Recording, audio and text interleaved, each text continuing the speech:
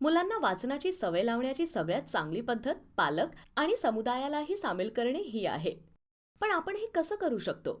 विशेषतः ग्रामीण संदर्भात, जिथे जास्तीत जास्त पालक एकतर निरक्षर आहेत किंवा एका मर्यादेपर्यंत वाचू लिहू शकतात.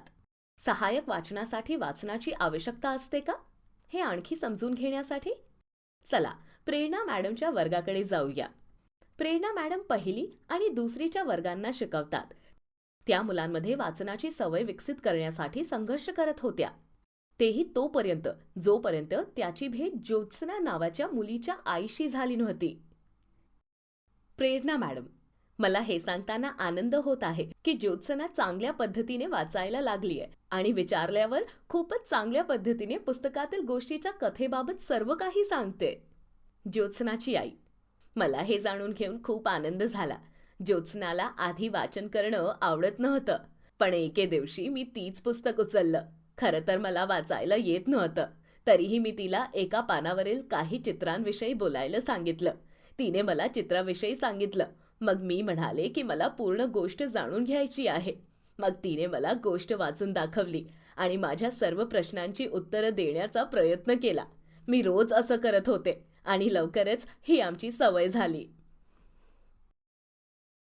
यामुळे प्रेरणा मॅडमच्या मनात एक विचार आला आणि त्यांनी ज्योत्स्नाच्या आईला आठवड्यातून 1 किंवा 2 वेळा वर्गात यायला सांगितलं. बुधवारी जेव्हा ज्योत्स्नाची आई वर्गात आली तर तेव्हा मॅडमनी मुलांना विचारलं की ते ज्योत्स्नाच्या आईला आपली आवडती गोष्ट वाचून दाखवतील का, कारण त्यांना गोष्टी ऐकणं खूप आवडतं. कित्येक विद्यार्थ्यांनी आपल्या इच्छेने गोष्ट ऐकवली. काही दिवसांनंतर प्रेरणा मॅडमनी आणखी काही पालकांना वर्गात आमंत्रित केलं. पालकांचा सहभाग विद्यार्थ्यांना गोष्टी वाचण्यास कशा प्रकारे प्रेरित करू शकतो हे सांगितल्यानंतर त्यांनी इतरांना वर्गात आणि घरात स्वतःला गुंतवून घेण्याचे आवाहन केले. त्यांनी हे सुद्धा समजावले की सगळे पालक या कामात मदत करू शकतात, जरी त्यांना वाचता येत असेल किंवा नाही. पालकांनी मग स्वतःला छोट्या छोट्या समूहांमध्ये विभाजित करून घेतलं आणि आठवड्याचा प्रत्येक दिवस एकमेकांसाठी निश्चित केला. त्यांनी हे सुद्धा ठरवलं की शनिवार सर्वांसाठी एकत्र वाचनाचा दिवस असेल. 1 महिन्यानंतर प्रेरणा मॅडमनी या कामात शाळा व्यवस्थापन समितीला, ज्याला SMC म्हणूनही ओळखलं जातं, आणि गावातील आणखी काही लोकांना सामील करण्याचा निर्णय घेतला. इथवर की त्यांनाही सामील करून घेण्याचा निर्णय घेतला ज्यांची मुलं शाळेत शिकत नव्हती. त्यांनाही मुलांच्या वाचण्याच्या सवयीच्या विकासात हातभार लावण्याचा फायद्यांविषयी सांगितलं आणि सामुदायिक सहकार्य करण्याची मागणी केली.